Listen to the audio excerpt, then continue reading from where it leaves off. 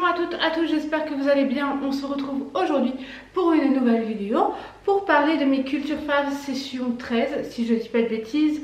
Vous le savez, c'est une catégorie que j'aime beaucoup parce que j'adore vous présenter tout ce que j'ai adoré lire, regarder à la télé ou au cinéma, écouter comme musique, podcast. Il y a vraiment de tout au niveau de la culture. Il y aura beaucoup de livres et de films et de séries ce mois-ci.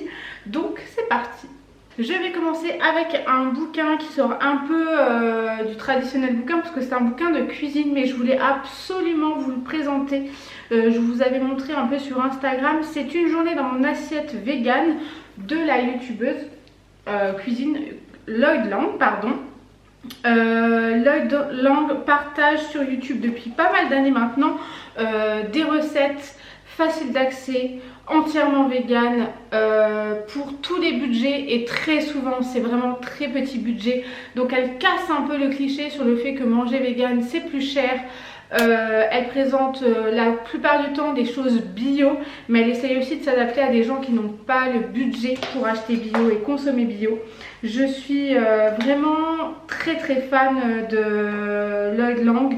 Je trouve qu'elle est hyper accessible, adorable, elle répond tout le temps en commentaire quand on a des questions.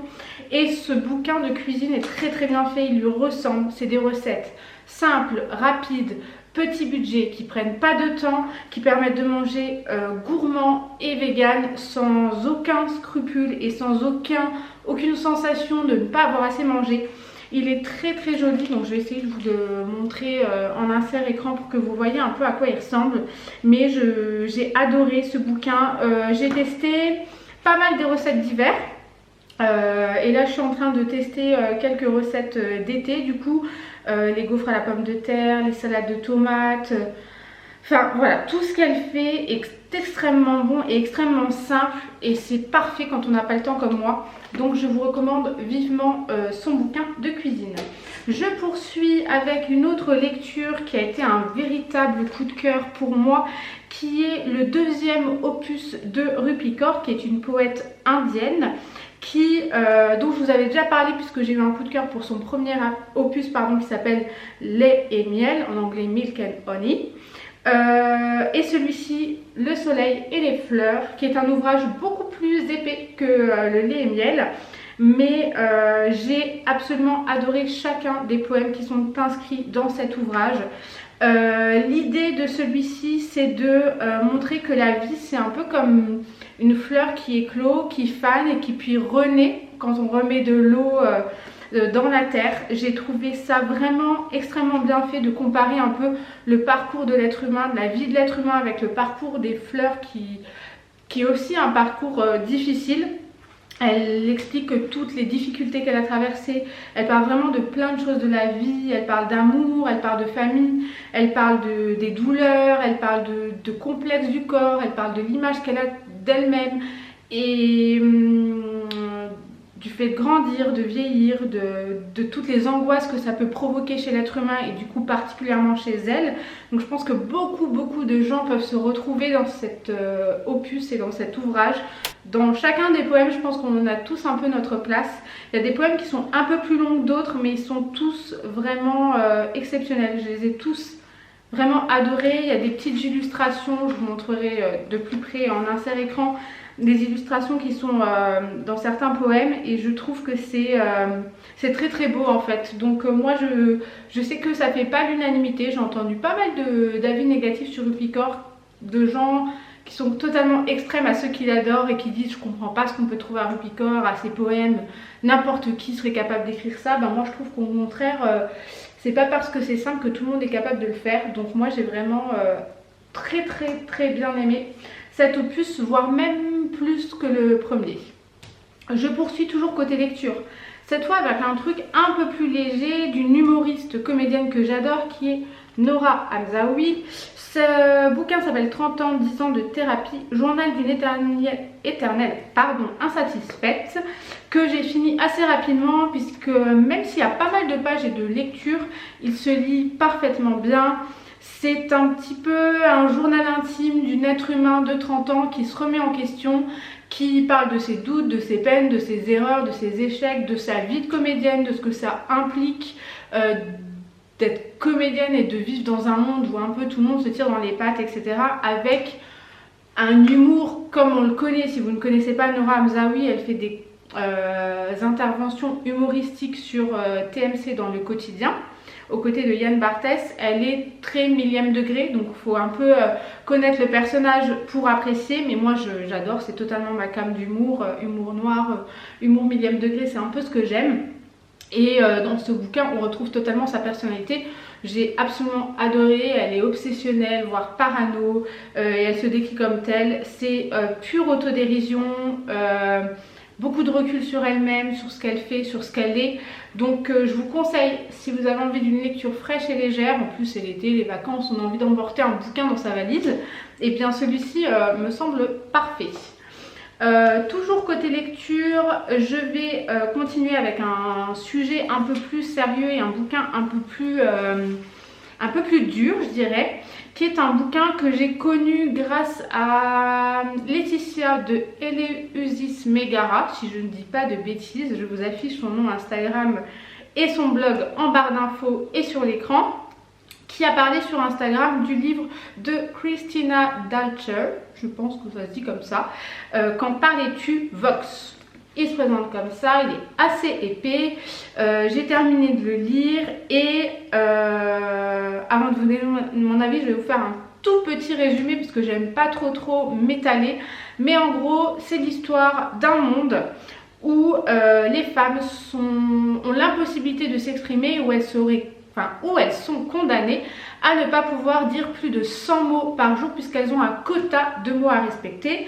Un monde donc où on veut détruire la femme moderne et où on veut détruire la femme libérée pour revenir au patriarcat, à la domination masculine, etc. etc. Ce personnage va devoir prendre des décisions, va être confronté à pas mal de choses au-delà du quota de mots. Et je ne vous en dis pas plus puisqu'il faut lire le livre pour découvrir un peu la finalité et la chute qui est absolument impressionnante. Pour être très honnête, je n'avais pas lu un ouvrage d'une telle qualité depuis très longtemps. J'ai absolument adoré ce bouquin. Je l'ai lu avec du mal au début parce que dès les premières pages, j'ai été prise d'une boule à la gorge et ça m'a un peu transportée. Et j'ai une sensation un peu d'angoisse parce que je me suis vraiment imaginée dans un monde où je n'aurais droit qu'à 100 mots par jour. Je pense que depuis le début de cette vidéo, j'ai déjà atteint mon quota, qui plus est. Donc, voyez la difficulté, je ne serai plus une youtubeuse blogueuse. Hein. C'est vraiment bluffant, c'est très bien écrit, c'est à l'image je pense de l'auteur parce que j'ai un peu lu le personnage et c'est vraiment très bien fait. Les personnages sont poignants, on se met à leur place, on est totalement embarqué dans l'histoire et on se dit même que tout cela peut exister et pourrait exister un jour, ce qui est assez glaçant, ça fait froid dans le dos. J'en ai pleuré, vraiment il m'a bouleversé ce bouquin. Donc je le conseille, que vous soyez féministe ou pas, hein, parce qu'on m'a fait la remarque, oui c'est un livre pour les féministes, ça ne m'intéresse pas. Non, en fait c'est un livre pour tout le monde. Oui, ça parle d'un sujet qui peut faire penser au féminisme dans le sens où on parle de domination masculine envers les femmes, mais bon, c'est encore le cas aujourd'hui, donc ça ne change pas d'habitude. Voilà, il y a pas mal de chapitres, mais il se lit très bien et je le mets entre les mains de tout le monde. Toujours côté lecture, et je vais terminer avec ça pour les bouquins. Je connais une auteure depuis longtemps, une illustratrice plus précisément, qui s'appelle Sanaka et que j'ai découvert sur Instagram il y a pas mal d'années, qui fait des illustrations absolument incroyables. Et j'ai vu par hasard à la FNAC au rayon bande dessinée, manga, etc. qu'elle avait sorti un opus qui s'appelle Le silence des étoiles, qui est un ouvrage illustré qui se présente comme ci, qui est assez épais d'ailleurs. Donc déjà la première illustration est absolument incroyable. De quoi parle ce bouquin d'illustration? Il parle avec beaucoup de délicatesse et de douceur qui sont absolument représentatives du personnage ou de l'illustratrice telle que je l'imaginais, du premier chagrin d'amour, de l'adolescence, des échecs, des amis, des amitiés gâchées, de tout ce qu'en fait un être humain peut vivre sur cette terre depuis son plus jeune âge jusqu'à aujourd'hui, la vie d'adulte ou le début de l'adolescence, etc. Avec des illustrations absolument à tomber par terre. Je vous mettrai évidemment des petits extraits, mais il faut vraiment se procurer ce bouquin qui est vraiment tellement bien fait, c'est recherché, elle a dû mettre un temps, mais chaque page en fait c'est une plaquette d'illustrations. Faire une histoire complète à ce propos là, c'est absolument dingue de faire chaque dessin, chaque bulle de conversation avec les détails. Genre il y a des détails de monuments parisiens qui sont absolument à tomber. Les personnages sont tellement attachants. Je rêverais de savoir dessiner comme Mademoiselle, mais ce n'est pas le cas, donc je laisse ça aux autres. Mais vraiment on est plongé dedans. J'ai vraiment adoré. C'est quelque chose que je mettrais moi personnellement dans les mains de toutes les adolescentes. C'est réconfortant, c'est tellement bien fait, c'est plein de petits clins d'œil à des choses que moi-même j'ai vécues plus jeune ou encore aujourd'hui. C'est la vraie vie en fait. Voilà, c'est la vraie vie illustrée par Sanaka. Et si vous ne connaissez pas son travail, suivez-la sur Insta. Elle fait des illustrations et elle diffuse beaucoup de messages, des messages féministes, des messages positifs. Et bon sens que ça fait du bien. Je poursuis après avoir fini avec la lecture avec les séries. J'ai pas trop pris le temps de regarder des séries. Il y a encore beaucoup de choses que j'ai à regarder, comme la saison 3 de Stranger Things, que je me dis depuis la semaine dernière qu'il faut que je la regarde. Mais quoi qu'il en soit, j'ai testé 2 nouvelles séries que j'ai terminées. Une qui s'appelle Les Chroniques de San Francisco et que je vous conseille, qui est en une saison pour l'instant, mais que j'ai absolument dévoré. Je pense pas qu'il y aura une saison 2, à moins que ça traite d'un autre sujet ou avec de nouveaux personnages qui vivent à San Francisco. Ça pourrait être intéressant. Quoi qu'il en soit, c'est l'histoire de plusieurs personnages qui sont tous reliés, qui vivent dans un quartier un peu résidentiel qui existe depuis des années et qui ont chacun une histoire très forte. Il y a des homosexuels, il y a des transsexuels, on parle de plein de sujets d'actualité avec beaucoup de justesse. Très peu de clichés finalement, on parle vraiment de toutes les difficultés d'être un homosexuel, d'être un transsexuel, d'être un transsexuel il y a quelques années auparavant. Donc on fait certains flashbacks d'un des personnages principaux qui justement est transsexuel depuis très longtemps et qui aujourd'hui a 90 ans. C'est vraiment doux, c'est beau à regarder, ça parle vraiment de plein de difficultés, vraiment du côté sombre en fait de chaque personnage. Du mensonge, de pourquoi on ment, pourquoi parfois on se sent obligé de mentir pour protéger quelqu'un. Et en fait je l'ai trouvé agréable à regarder, mais surtout diffuseur de plein de messages. Et chez Netflix c'est vrai qu'il y a beaucoup de séries comme ça qui sont assez poignantes et où les messages sont très forts, et celle-ci en fait partie. Donc c'est un vrai coup de cœur si vous avez du temps pour vous. Je crois qu'un épisode c'est 50 minutes, il y a 10 épisodes dans cette saison. Et vraiment j'ai adoré, je me suis attachée à tous les personnages avec leurs douleurs, leurs erreurs, leur passé, en fait tout ce qui les caractérise. Donc un vrai coup de cœur. Dans un autre registre, la deuxième et dernière série que je vous conseille vraiment et dont j'ai beaucoup entendu parler, dont j'ai beaucoup attendu, c'est Family Business, donc une série française avec entre autres Gérard Darmon et Jonathan Cohen qui sont les personnages principaux. Il s'agit de l'histoire d'une famille dont le père en fait, joué par Gérard Darmon, est propriétaire d'une boucherie et qui ensemble vont essayer de trouver une seconde vie à cette boucherie et qui vont vouloir finalement monter ensemble un business autour de quelque chose d'illégal en France, l'herbe, on va l'appeler comme ça, hein. Et En fait, ce que j'ai adoré, c'est le côté très naturel de tous les personnages qui m'ont fait mourir de rire. Moi, je suis une grande fan de Gérard Darmon par son franc-parler, son naturel en fait quand il développe des répliques. On a l'impression que c'est vraiment lui et que c'est pas son personnage. C'est tellement bluffant en fait d'être si bon comédien. Jonathan Cohen, je suis amour 8000 pour cette personne parce qu'il me faisait déjà rire dans plein de trucs, dans plein de mini-séries avec notamment Orelsan et Gringe, le mytho quoi, Serge le mytho. Et je suis vraiment à fond, voilà, je veux une saison 2 parce que je me suis plongée. Pourtant en lisant le résumé, le synopsis et tout, je me suis dit bon ouais, une famille qui monte un business autour de ça, dont la maman est morte, donc ils trouvent une deuxième vie à leur business. Bon voilà, c'est une histoire un peu simplette, vu comme ça a l'air un peu ennuyeux et en fait on se prend vite au jeu, l'humour 3000 degrés, enfin c'est vraiment tip top. En tout cas moi j'ai pris beaucoup de plaisir à regarder cette série, c'est frais et ça fait du bien. Je passe aux films que j'ai vus dernièrement. Alors il y a des films qui datent un peu puisque ça fait longtemps que j'ai pas tourné de vidéo et encore moins de vidéo culture Fabs. Mais vous pouvez, soit il y a le DVD, soit vous pouvez les trouver peut-être sur Netflix, je ne sais pas, à voir. En tous les cas, le premier film, donc celui-ci est très récent, c'est Spider-Man Far From Home.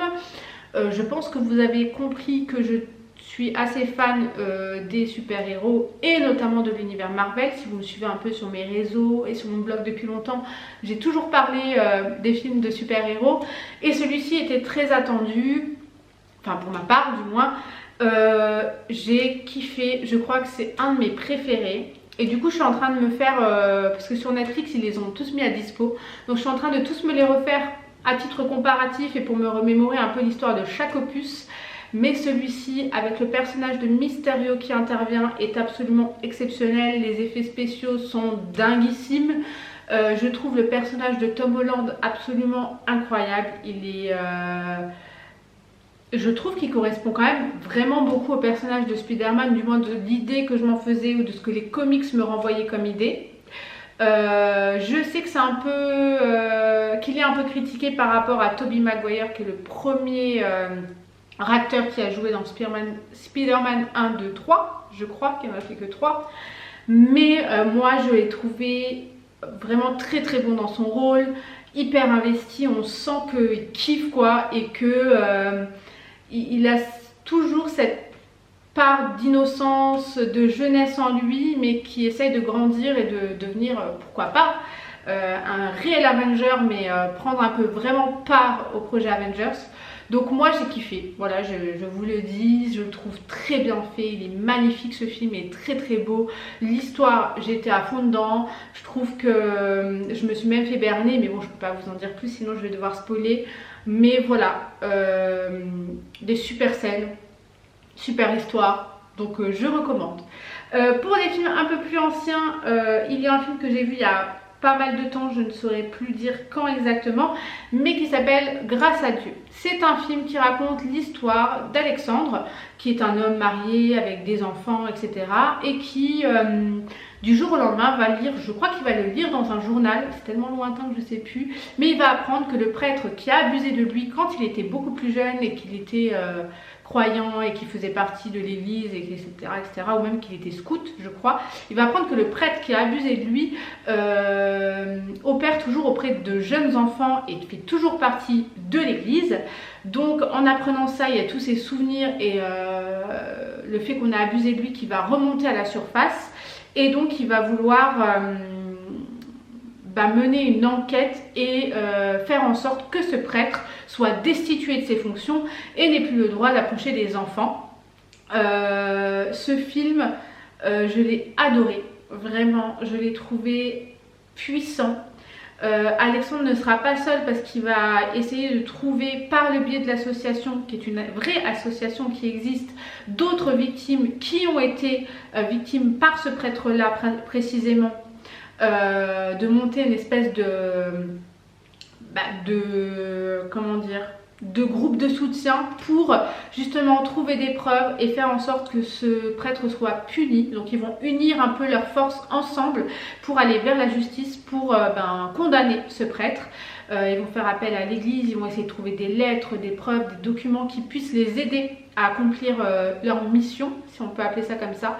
J'ai trouvé ça vraiment, ça m'a fait froid dans le dos de me dire que des prêtres pouvaient abuser de jeunes enfants, que ça a existé, que ça existe probablement encore, que ces mêmes prêtres, la plupart du temps, ne sont pas punis, parfois pas destitués de leurs fonctions. Ça arrive, comme c'est le cas du prêtre qui est exposé, dont on raconte l'histoire dans ce film, puisque c'est tiré d'une affaire réelle. Le prêtre s'appelle Monsieur Prénat et on l'a appelé l'affaire Barbarin parce que je crois qu'il y avait un lien avec un autre prêtre qui protégeait justement ce prêtre et qui savait finalement qu'il était pédophile et qu'il abusait de jeunes enfants. Donc du coup ils vont vouloir condamner un peu évidemment les deux. Et forcément ça fait froid dans le dos. On imagine que nos enfants, nos sœurs, nos frères ont pu être victimes de ces prêtres en allant chez les scouts ou en allant à l'église ou en allant à la chorale de l'église, et ça fait vraiment bizarre de savoir que ça existe et que ça a existé. Et du coup je l'ai trouvé vraiment extrêmement bien fait, les acteurs jouent très très bien, c'était vraiment, j'en ai pleuré quoi, c'était vraiment poignant à tel point qu'on a l'impression que ce sont les acteurs qui ont vécu ça parce qu'ils le vivent tellement et le retranscrivent tellement bien au niveau des émotions et de la colère. Que voilà, j'ai vraiment adoré. J'aurais peut-être aimé qu'ils poussent un peu plus loin leur colère, qu'ils soient moins compréhensifs, que quand le mec est en colère on voit vraiment quoi. C'était peut-être plus doux pour justement dire que c'était un sujet déjà assez grave, donc pas mettre trop de lourdeur. Mais j'avoue que voilà, c'est vraiment un film pour moi, le film à voir à mon sens. Un autre film que j'ai adoré, je sais plus si c'était fin 2018, mais il me semble que c'est fin 2018, ça voudrait dire que j'ai pas fait de vidéo Culture Phase depuis 2018, ou peut-être début 2019, enfin bref, je ne sais plus, qui s'appelle Ma vie de... je ne sais plus, attendez, je vais peut-être noter, oui, Ma vie avec John F. Donovan. Ce film est c'est le dernier film de Xavier Dolan, qui est un réalisateur que j'adore beaucoup pour tous les messages qu'il diffuse. Et en fait, ce film raconte l'histoire de John Donovan, qui est un acteur très populaire et célèbre et qui va mener des correspondances avec un jeune enfant, un jeune homme, très fan de lui, fan de ce qu'il fait, fan de son personnage, etc. et qui vont échanger pendant des années et des années à l'abri et en cachette de tous les autres finalement, et qui vont se raconter leurs plus lourds secrets à l'intérieur de ces courriers et de ces échanges. Et au travers d'une interview que l'on voit tout au fil du film, et à travers de flashbacks, on se rend compte que la personne qui a échangé avec ce fameux John Donovan a échangé ses plus lourds secrets avec John Donovan. Donovan également, des secrets qu'il n'a jamais dit à personne, et des secrets que s'ils tombaient et étaient révélés auraient pu être terribles pour lui. Et donc dans l'interview il va raconter un peu les échanges qu'il a eu avec John Donovan, pourquoi il lui écrivait en cachette, ce qu'il se disait et l'impact que ça a eu sur lui. Et j'ai trouvé ça vraiment exceptionnel, c'est l'un des meilleurs Dolan que j'ai vu. Il a été très critiqué, donc c'est soit tu aimes pas, je pense qu'il n'y a pas de juste milieu, mais moi j'ai trouvé l'histoire très bien faite, les acteurs principaux sont incroyables, celle qui joue la mère de l'enfant qui fait les échanges avec John Donovan est absolument incroyable, c'est Nathalie Portman. John Donovan est joué par Kit Harington, Jon Snow, plus communément connu sous ce nom. Qui est absolument divin, mais quand je vous dis divin, c'est qu'il est poignant dans ce film.